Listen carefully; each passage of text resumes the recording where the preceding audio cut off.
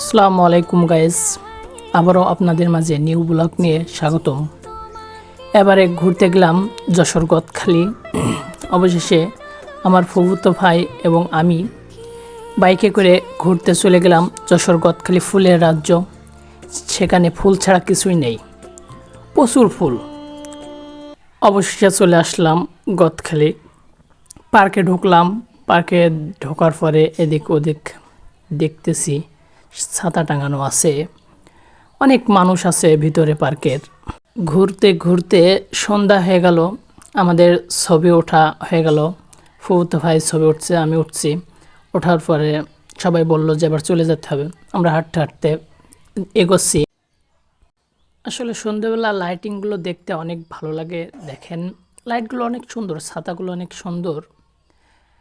এখানে এই যে এখানে ঝর্ণা,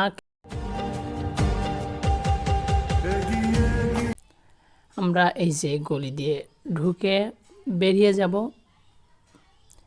এই পাশ দিয়ে আমরা বেরিয়ে যাচ্ছি, পার্কের বাইরে চলে যাচ্ছি। আমরা চলে যাব, কারণ আমাদের চৌগাছায় যেতে হবে, অনেক দূর।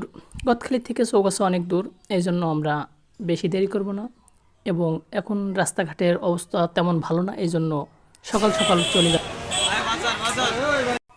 আমার ফুফুতো ভাই বলল 2টা ফুল কিনবো, তাই আর কি ফুল দেখতে যাচ্ছি যে কয়টা ফুল কিনে বাসার দিকে রওনা দেব। আমার ফুফুতো ভাই আগে হাঁটতেছে, আমি পেছে পেছে হাঁটতেছি।